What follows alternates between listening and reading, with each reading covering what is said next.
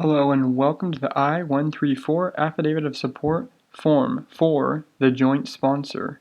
What is the purpose of the Affidavit of Support form? This form is to show the USCIS that the visa applicants have sponsorship and will not become public charges while in the United States. In the fiancé visa petition, we will need affidavit of support from the sponsor in some cases. If the petitioner does not meet poverty guidelines, we are also going to need an additional support from a joint sponsor. These forms are relatively easy and shouldn't take you guys too long. Let's get started. Okay, we're going to go down to our browser. We're going to go to uscis.gov. Okay, and we're going to go to the forms link on the left hand side. And then we're going to go ahead and look for the search bar down below. And we're going to type in I-134. Okay, click go. And then we're going to click the PDF link here. And we are going to download the PDF onto our desktop.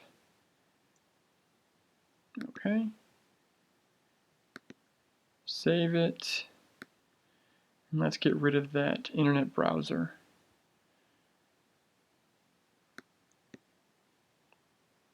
Okay. Now, first thing we're going to do is open the PDF and we're going to adjust the screen size. So let's get rid of that right-hand side bar, adjust it to 100%, and then we're going to make this PDF full screen. Okay? Now this is for the joint sponsor. So if you didn't meet poverty guidelines and you're the petitioner, you're going to need someone like your dad or maybe a friend to help you out. And this would, so we're going to start with this, okay? I, Ernest Ray Doe, so his father residing at 5073 Arch Street,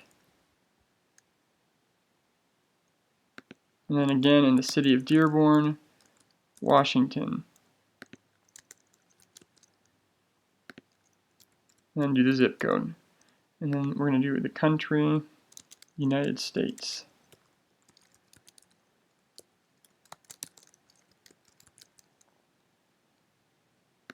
Okay? And then certify under penalty of perjury under U.S. law that I was born, so the father's date of birth, 04/20/1965. And then we're going to go to the city, it's Dearborn. Then Washington. The country, United States. Okay. And then again, read through this. If it applies to you, then you're going to you need to write in the blanks. But we're going to go down to line 2 and type in 51 years of age and have resided in the United States since 04/20/1965. The dad's date of birth, because he's lived in the U.S. his whole life, okay? This affidavit is executed on behalf of the following person. Line 3, name, family name. So Garcia is the family name of the son's fiancée. Jane is the first name. And then Galang is the middle name. Gender, female, and age 28. Okay? Citizen of country. So Philippines is where Jane is from. Marital status, she is single. And then here, because this is the father filling it out for the son, we put in the blank under relationship to sponsor, future father-in-law. Okay? And then below, presently resides at street number and name. So again, this is Jane's address in the Philippines. Okay, so Bogang. And then the city, Trinidad. No state. So then the country, Philippines. Okay? And again, she has no spouse and no children. So we're just going to type in none for all three.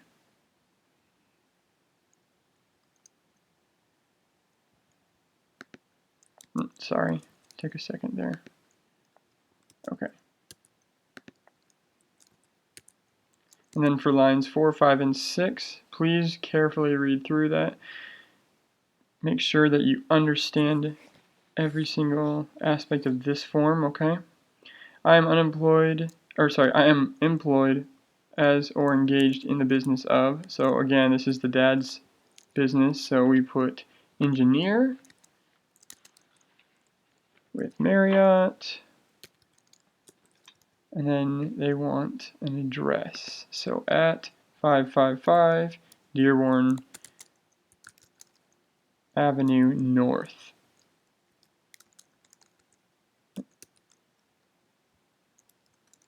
Okay, and we're just going to put the city as Seattle. Okay. Next, we're going to go to the state, Washington, WA, and then we're going to do the zip code. Now, because the dad has different assets, this is how he is able to help out the son with income.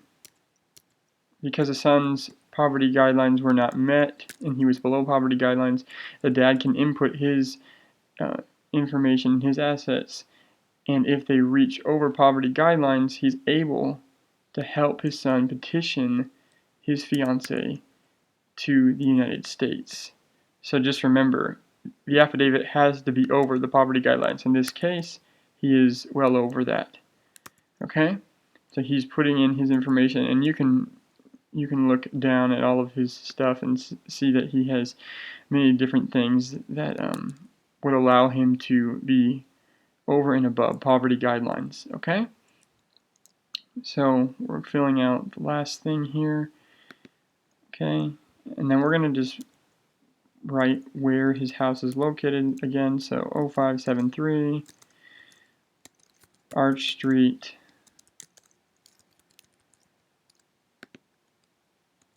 and then Dearborn, and then Washington, and then the zip code.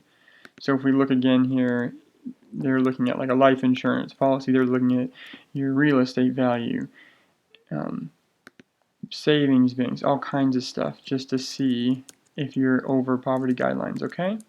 So then next in line 8, they want to know the following persons are dependent of me for support. Check the box in the appropriate column and indicate whether the person is wholly or partially dependent upon you for support.